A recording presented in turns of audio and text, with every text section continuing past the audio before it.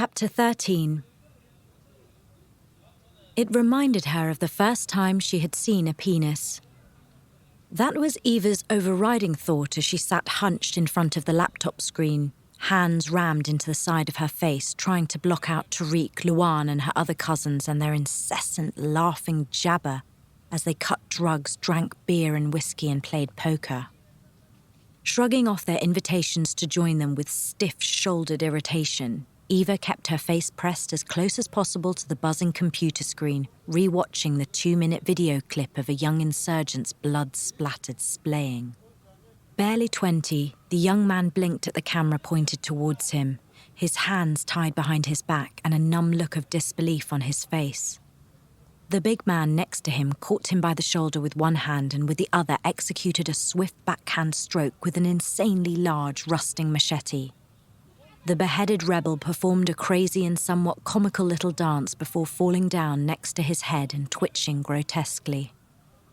As with the first time she'd ever come face to face with a man's private regions, her initial viewing left her pale and weakened, a being with no center.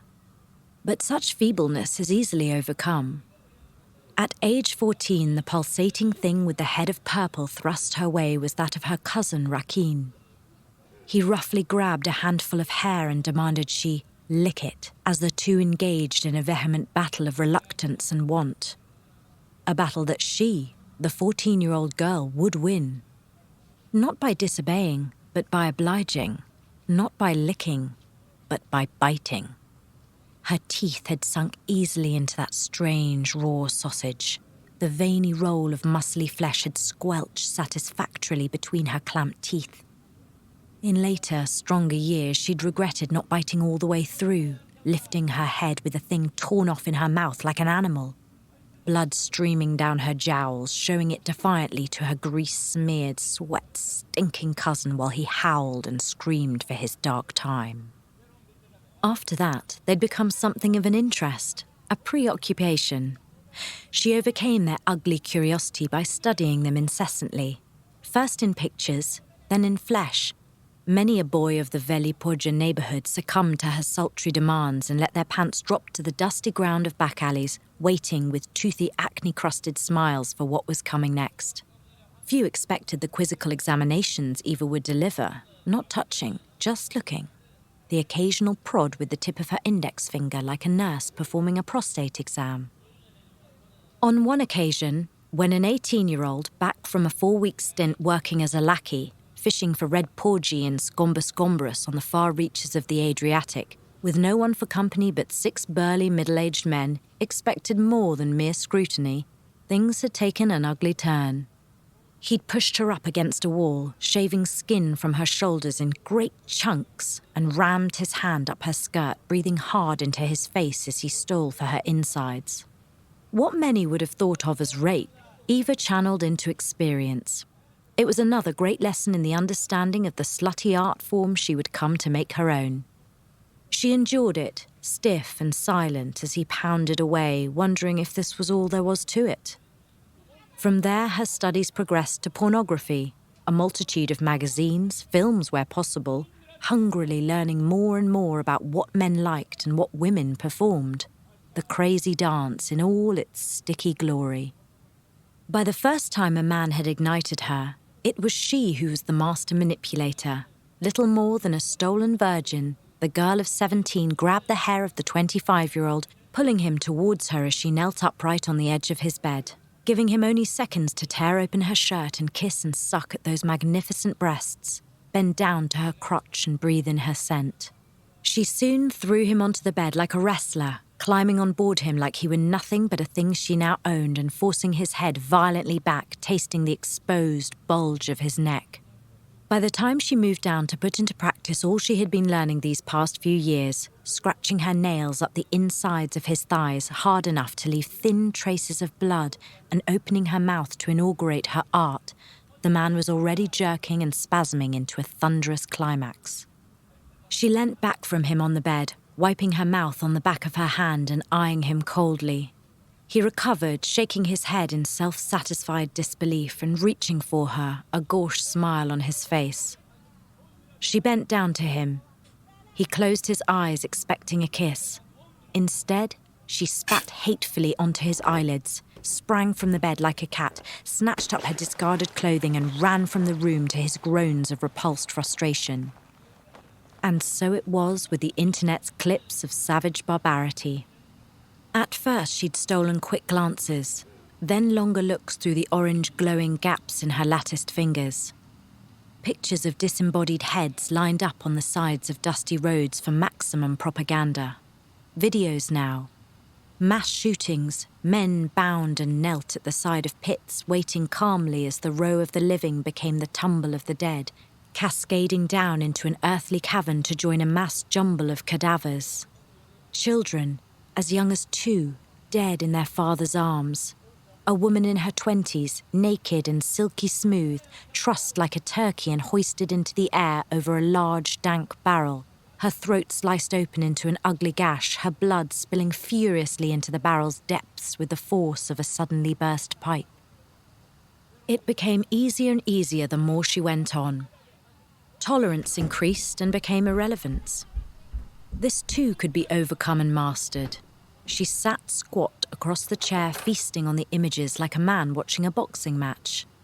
She could become the fine artist, the master manipulator of this crazy dance too. She smiled. It was only the cold drop of water, filtered through the ceiling from the floor above, splashing onto her face, that stole Eva back from her schemes. She touched her nose, examining her fingertips, finding them wet, and looked up to see the greying plaster spreading with an upside-down puddle that seemed to defy gravity. She'd heard Tintin come rattling in 10 minutes earlier, his small feet pounding up the stairs in furious stomps. She'd heard the bath being filled at full pelt, but lost interest at that point, her engrossment in a new dark world leaving little room for thought of anything else. Reluctantly, she set the buzzing laptop to sleep and followed Tintin's path up the rickety stairs. She pushed the bathroom door lightly with her fingertips and let it come quietly open a few inches, peering inside. Tintin was in the bath, full to the brim, the tap still gushing water into it. Great sheaves of it tipping over the rim like wads of material and adding to the growing pool on the floor. Eva shut the bathroom door behind her, stepped over the pool, turned off the effusive tap and sat on the toilet, crossing her strong legs and looking at Tintin, pointing a swaying, stilettoed heel his way.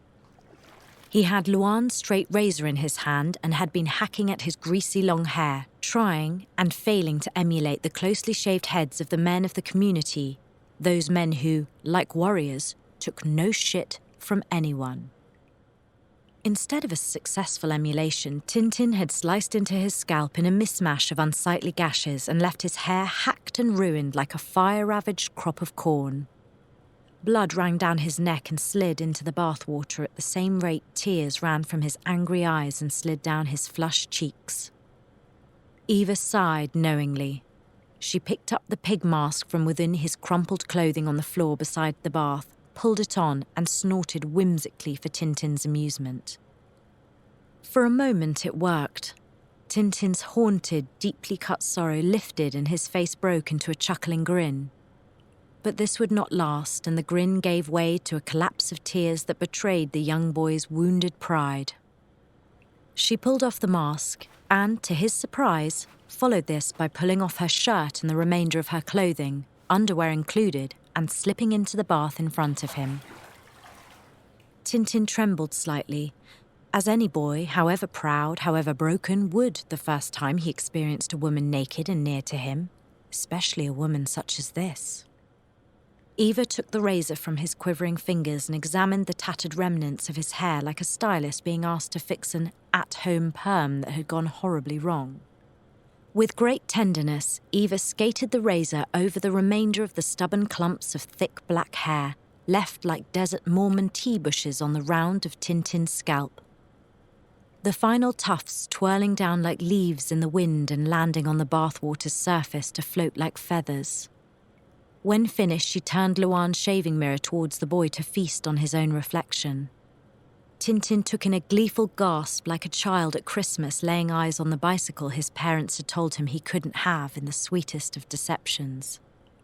Tintin smiled his thanks to Eva and his eyes glassed over with fresh tears.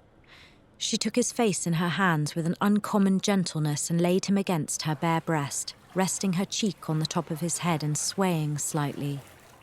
They remained like that a long time, the childless mother and the motherless child, wrapped up in a unison of slippery wet skin and dark promises.